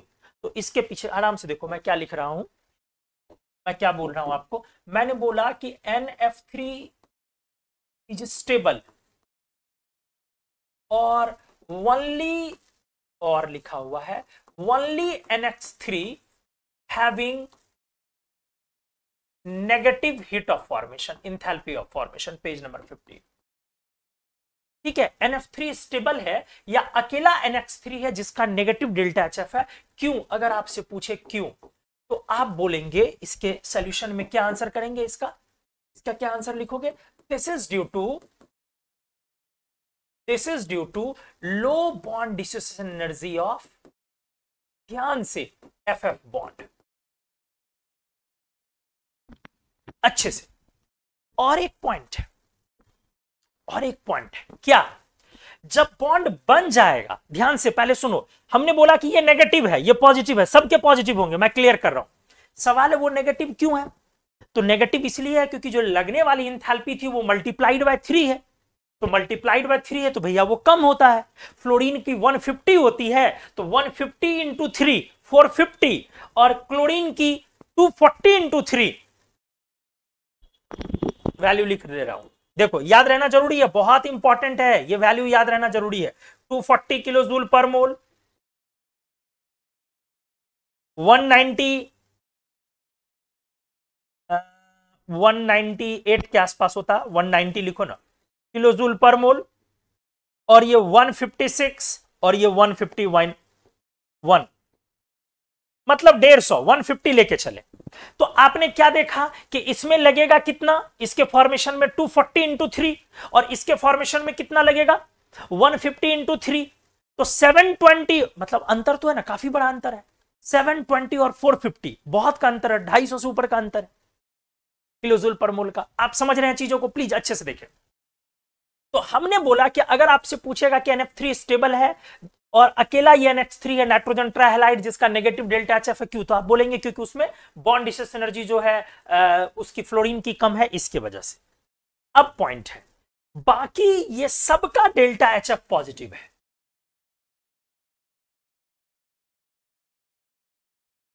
इसका मतलब क्या हुआ कि ये सबका पॉजिटिव है। इसका मतलब क्या हुआ कि NCl3, NBr3 and Ni3 are unstable. समझ में आया? ये अनस्टेबल है क्योंकि heat of formation, enthalpy of formation उसका क्या है? पॉजिटिव। और NF3 क्या है आपका? स्टेबल हो गया क्योंकि उसका एंथैल्पी ऑफ फॉर्मेशन क्या है? नेगेटिव। एक पॉइंट और है, जरा ध्यान दे। एक्चुअली इसमें सिर्फ यही नहीं है ना, हमने बोला कि इसके इंथैल्पी ऑफ फॉर्मेशन में दो चीजें हैं। इसका जो डेल्टा HF लिखोगे तो इसमें तो कुछ डेल्टा एच पॉजिटिव आएगा ब्रेकिंग वाला, अब कुछ डेल्टा एच नेगेटिव भी तो आएगा। समझ रहे ना? ये नेगेटिव वाले में भी अब जरा सोचे कि क्या होगा, कहानी किसकी ज्यादा होगी। ठीक से NF, NCl, NBr, Ni। आपको समझ में आ रहा है? नहीं समझे, नहीं समझे, नहीं समझे, मैं जान रहा हूं नहीं समझ में आया होगा। मैं इसको क्लियर करता हूं फिर से, देखो प्लीज, मैं इसको क्लियर करता हूं, समझना बेहद जरूरी है। आ जाओ यहां पे। हमने बोला कि इसमें साथ में एक रीजन और ऐड करूंगा मैं, NF bond formation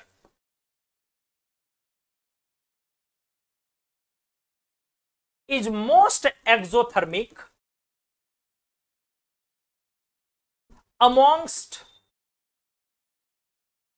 all NX bond formations। नहीं समझ में आया जी? बोला दोस्त कि दो चीजें हैं। एक है, बढ़िया से वीडियो पर बने रहेंगे प्लीज।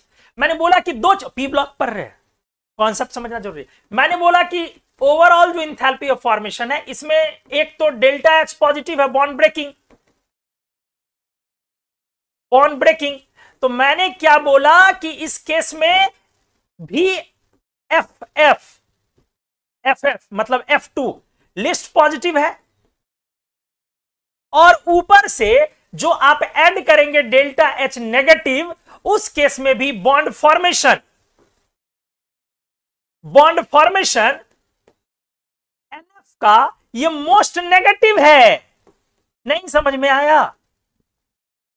नहीं समझ में आया? अच्छा चलो ऐसे देखो, मान लो आपके पास 4 बॉन्ड हुए, NF, NCl, NBr, Ni। तो आप ही सोचे ना, बॉन्ड एनर्जी किसकी ज्यादा होगी? ये N2 है और ये N2N5 है। अभी आपने पढ़ा कि सेल छोटा होने से ऊपर जाने पर बॉन्ड स्ट्रेंथ बढ़ जाएगी, बढ़ेगी ना? तो बॉन्ड स्ट्रेंथ बढ़ने का मतलब है कि जब इसका बॉन्ड फॉर्मेशन होगा तो NF का वैल्यू मोर नेगेटिव आएगा। ठीक है, मैंने बोला कि बॉन्ड स्ट्रेंथ बढ़ने का मतलब क्या है कि जब इसका फॉर्मेशन होगा तो NF का वैल्यू मोर नेगेटिव होगा। तो मोर नेगेटिव होगा, तो वही बात तो मैं कह रहा हूं कि इसके साथ इत्तेफाक दो हैं। एक इत्तेफाक है कि पॉजिटिव में फ्लोरीन सबसे कम, क्योंकि फ्लोरीन तो डिप लगाएगा नीचे, मानता हूं आयोडीन से ज्यादा, लेकिन चलो करीब करीब बराबर।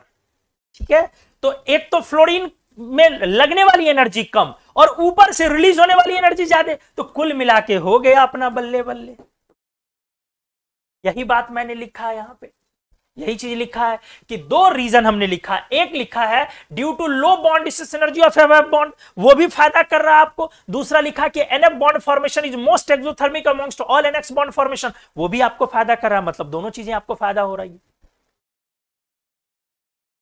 दोनों जगह पे आपको फायदा मिला। उम्मीद है अब समझ में आया होगा,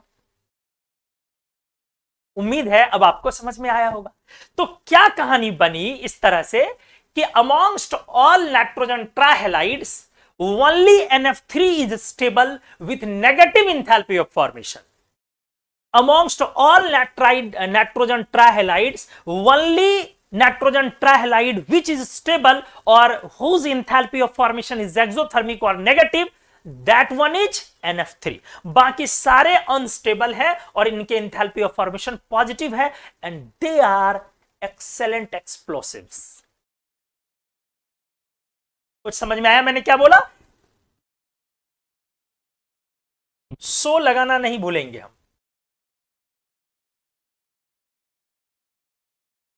So they are powerful explosives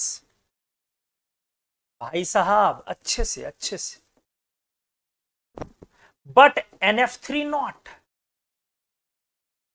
आप समझ तो पा ही रहे होंगे इस बात को ना कि एक्सप्लोसिव्स कौन बनते होंगे, स्टेबल कंपाउंड या अनस्टेबल कंपाउंड। तो NF3 एक्सप्लोसिव नहीं है, NF3 के बाद सारे एक्सप्लोसिव्स हैं। क्लियर है? हमने 4 कंपाउंड बोला, NF3, NCl3, NBr3 और Ni3। हमने बोला कि इसका इंथैल्पी ऑफ फॉर्मेशन नेगेटिव और बाकियों का इंथैल्पी ऑफ फॉर्मेशन पॉजिटिव। ऊपर जाने पर हमारा स्टेबिलिटी बढ़ गया, ऊपर वाला ज्यादा स्टेबल है, समझ रहे ना? इसीलिए नीचे जाने पर हमारा एक्सप्लोजन कैरेक्टर बढ़ गया, एक्सप्लोजन कैरेक्टर इंक्रीजेज। हमने बोला ये सारे एक्सप्लोसिव्स हैं एक्सेप्ट कौन, NF3 को छोड़ के। यहां पे हमने लिख दिया ये सारे एक्सप्लोसिव्स हैं एक्सेप्ट कौन, powerful explosives, but NF3 not. NF3 explosives नहीं है, बाकी सारे ये एक्सप्लोसिव्स हैं।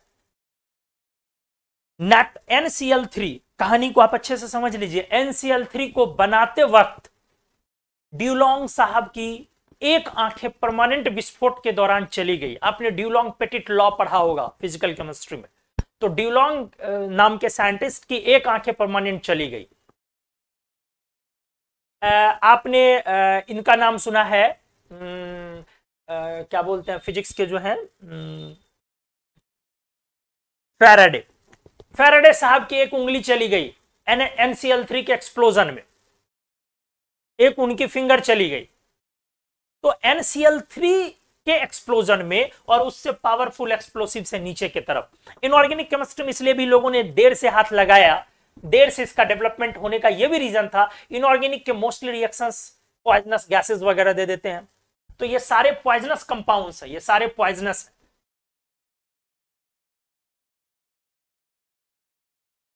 अब मैं आपको एक चीज समझाऊं, ये तो आप समझ गए Ni3 तो ये मिलिटेंट्स इसको यूज करते हैं, बहुत वेरी पावरफुल एक्सप्लोसिव है, मिलिटेंट इस्तेमाल करते हैं।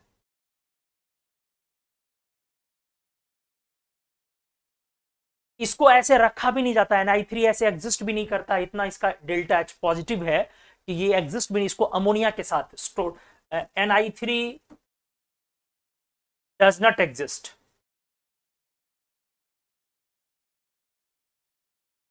alone, it exists along with NH3, इसको अमोनिया के साथ रखा जाता है, ठीक है, और ये NH3.Ni3 बन करके रहता है, NH3.Ni3 बन करके रहता है। कौन?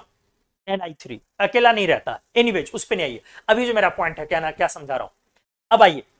मतलब पहला पॉइंट कि सिर्फ वही नेगेटिव वही स्टेबल, बाकी अनस्टेबल। नीचे की तरफ स्टेबिलिटी घटेगी, ऊपर स्टेबिलिटी बढ़ेगी, क्योंकि ऊपर बॉन्ड आपका स्ट्रांग हो रहा है, इसलिए ऊपर स्टेबिलिटी बढ़ेगी। एक्सप्लोजन कैरेक्टर नीचे की तरफ है, नीचे की तरफ आपका एक्सप्लोजन कैरेक्टर बढ़ रहा है। ध्यान से सुनते जाइएगा। Ni3 सबसे पावरफुल एक्सप्लोसिव हुआ, मिलिटेंट्स उसको इस्तेमाल करते हैं एक्सप्लोजन के रूप में। NCl3 भी अच्छा खासा। NCl3 के बारे में 2 लाइन जानकारी दे दूं मैं, NCl3 कैसे बन सकता है डेली लाइफ में, क्योंकि वही एक है जो डेली लाइफ में आप बना सकते हैं। ये बहुत पावरफुल ग्रीन हाउस गैस है, कार्बन डाइऑक्साइड से भी 11,600 टाइम्स पावरफुल ग्रीन हाउस उसका इफेक्ट होता है NF3 का। आप मोबाइल फोन या स्क्रीन वगैरह में उसका इस्तेमाल होता है, तो चलिए अभी उस पे नहीं जाते। NCl3 हमारे सिलेबस का एक इंपॉर्टेंट चीज है। NCl3 कैसे बन सकता है? जैसे आपने एक तरीका देखा, प्लीज अच्छे से सीखें ताकि हम सावधान रहे, हमारे डेली लाइफ में इससे मुलाकातें होती है। तो हमने देखा, प्रेस पेज ले लेता हूं, देखो NCl3 कैसे बन सकता है ताकि आगे से हम सावधान रहे। एक तरीका आपने देखा कि N2 + Cl2 इस रिएक्शन से, तो इस रिएक्शन से एक NCl3 बन सकता है। क्या कोई और रिएक्शन है, कोई और चेंजेस है? जी हां है। जैसे अमोनिया + क्लोरीन से NCl3 बन सकता है, आराम से। और यूरिया प्लस क्लोरीन से NCl3 बन सकता है। और कुछ एमीन प्रोडक्ट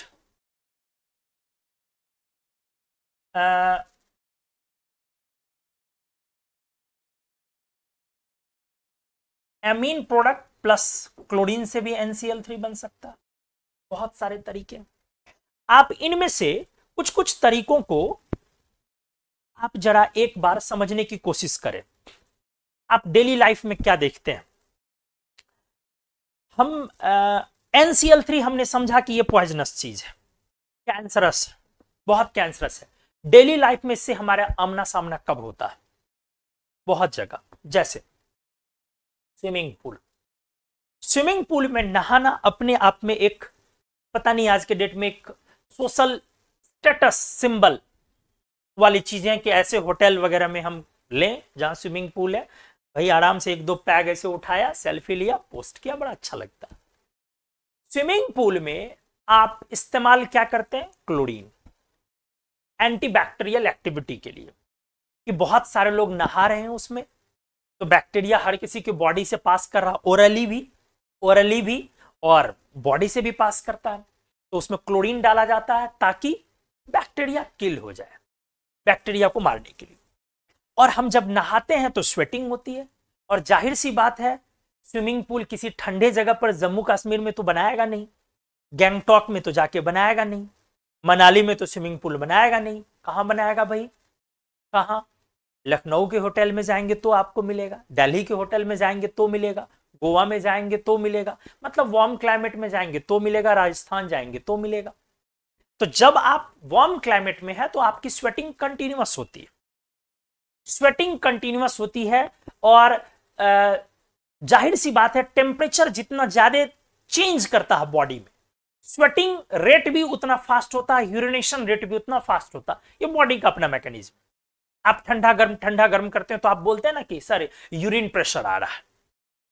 तो हमने क्या बोला कि आप स्विमिंग पूल में नहाते हैं, आपके बॉडी से पसीना निकलता है, आप बीच में निकलते हैं, कुछ खाते हैं, फिर जाते हैं, आपको धूप लग रही है, स्वेटिंग और फास्ट हो रहा है, ठीक है, 2 मिनट 4 मिनट थक गए, फिर बैठे, ऊपर में बड़ा अच्छा चेयर लगा देता है यार, आराम, बड़ा एकदम कूल, बड़ा अलग फील होता है, लगता है कि जन्नत में पहुंच गए, स्वेटिंग और हो रही है, हम वापस जाते हैं, डुबक गए, सारा अमोनिया यूरिक एसिड रिलीज किए, ऊपर आए और अंदर क्लोरीन रिएक्शन हुआ, फॉर्मेशन हुआ NCl3 का।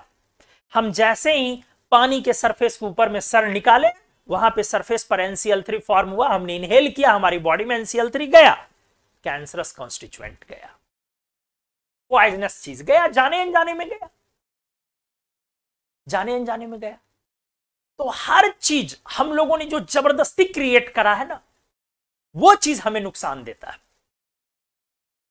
इसीलिए हमने बोला कि कहीं भी अगर यूरिया का प्रोडक्ट है, यूरिक एसिड का प्रोडक्ट है, कहीं भी अगर कहीं भी आपका यूरिक एसिड का प्रोडक्ट है, आप वहां पर क्या करें ना, ब्लीचिंग पाउडर डाल दें, तो NCl3 का फॉर्मेशन होगा, एटमॉस्फेयर में NCl3 गया, मतलब पॉइजन क्रिएट किया। ये क्या है? Uric acid, urine pass out. India में तो यूरिन पास आउट करना समझ रहे हैं, दीवार पे लिख दिया जाता है यहां डैश करना मना है, लोग वहीं जाके करते हैं। तो यूरिन तो हर जगह पास आउट करना यहां बहुत कॉमन चीज है। अब जहां पे गंदगी बहुत ज्यादा होती है, लोग क्या करते हैं, वहां जाके ब्लीचिंग पाउडर छिड़कते हैं, है?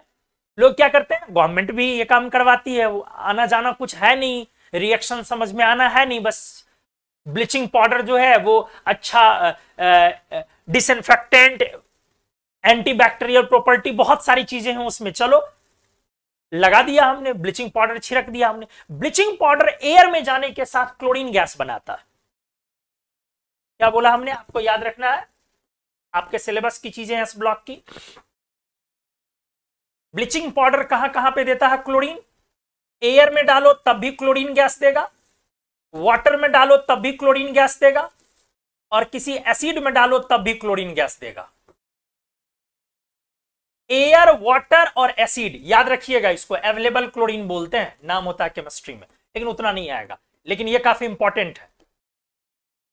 तो जहां पे लोगों ने यूरिन पास आउट कर दिया साइड में, इधर उधर, एयर में वो क्लोरीन बन गया, और क्लोरीन से यूरिन यूरिक एसिड से कंबाइन करके NCl3 बन गया, एटमॉस्फेयर में NCl3 आ गया। समझ रहे हैं आप? और NCl3 मैंने बार बार बोला पॉइजनस है, कैंसरस है। पब्लिक टॉयलेट, उससे तो गंदी जगह इंडिया में कहीं कुछ नहीं है,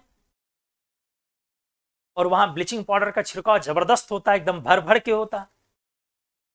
यहां तो ना बैक्टीरिया मारने के लिए और सब चीज के लिए ब्लीचिंग पाउडर यहां लोग इस्तेमाल करते हैं। लोगों का बस चले तो क्या बोले, वो घाव भी हो जाए तो ब्लीचिंग पाउडर डाल दे। आप देखे होंगे कि हमने तो बहुत जगह देखा है, खास करके जहां पे पोल्ट्री फार्म, पोल्ट्री बोल रहा हूं, डेयरी फार्म वगैरह है, डेयरी फार्म वगैरह है, तो डेयरी फार्म में देखता हूं कि जो गाय लोग रखते हैं बहुत ज्यादा, और जब यूरिन उनका इधर गिर रहा है या डंग गोबर वगैरह जो निकल रहा है काफी, तो मतलब ईंटों के बीच में दरार में कीड़ा वगैरह हो जा रहा, तो लोग क्या करते हैं, आराम से ब्लीचिंग पाउडर खूब छिड़कते हैं। आपको समझ में आ रही होंगी चीज, ये NCl3 का फॉर्मेशन करवा रहा है। तो आप जाने अनजाने में जहां जानते हैं उन चीजों से कम NCl3 के फॉर्मेशन को रोक सकते हैं। ठीक है, यूरिन पास आउट करना ये मतलब सिर्फ एक सभ्यता वाली ही चीजें नहीं है कि लोग सड़क के किनारे, इसका एक बहुत नेगेटिव हेल्थ इंपैक्ट है कि वो जाने अनजाने में NCl3 का फॉर्मेशन खूब ज्यादा अमाउंट में करवा रहे हैं। तो ये एक अनस्टेबल कंपाउंड है, पॉइजनस कंपाउंड है। नीचे जाने पर यह आपका पॉइजन कैरेक्टर बढ़ रहा है, एक्सप्लोजन कैरेक्टर बढ़ रहा है, नीचे वाला ज्यादा पावरफुल एक्सप्लोसिव है, सिर्फ NF3 ही स्टेबल है। आज के इस लेक्चर में सिर्फ हमने केमिकल बॉन्डिंग को इंट्रोड्यूस किया, करवाया, और यहां से भी 2-3 क्वेश्चंस, अच्छे अच्छे क्वेश्चंस हमने आपको दिखाए और करवाए, सॉल्व करवाया कि किस तरीके से होता है। अब नेक्स्ट लेक्चर में मैं जब इसका सेकेंड पार्ट लूंगा तो वहां पर केमिकल बॉन्डिंग का क्लासिफिकेशन आपसे डिस्कस किया जाएगा। तो आज के लेक्चर में मैं इतना ही रखूंगा, और एक बार फिर से ये बात बोलूंगा कि ये जेईई मेन और नीट के लिए स्पेशल सीरीज किया जा रहा है। ऐसा नहीं कि एडवांस्ड में क्वेश्चन नहीं आएंगे और नहीं बनेंगे, बनेंगे, बट एडवांस्ड के लिए और थोड़ा ज्यादा काम करना होता है। ठीक है, और जो आपका hydrogen S block 3A 4A 5 6 7 8 major है, इसका स्ट्रक्चरल एनालिसिस और प्रॉपर्टीज ये सारा हम लोग इस यूनिट में पढ़ेंगे। तो उम्मीद है दोस्तों कि आज की क्लास आपको अच्छे से समझ में आई होगी और बढ़िया तरीके से मजा भी आया होगा। तो मैं कुमार मन्नू आप सभी से विदा लेता हूं। आप बता दें आप अच्छे से समझ गए या नहीं। अगले दिन धुआंधार शानदार चीजें हम लोग इसमें स्टार्ट करेंगे। ठीक है, thank you so much, bye bye. बता दें आप कि कोई प्रॉब्लम है, अगर है डाउट तो वो भी क्लियर कर दें, नहीं है तो क्लियर लिखें कि नहीं सर कोई डाउट नहीं, अच्छे से समझ में आया। लेकिन सभी लोग एक बार आप अपने चीजों को जरूर बता दें। Thank you so much.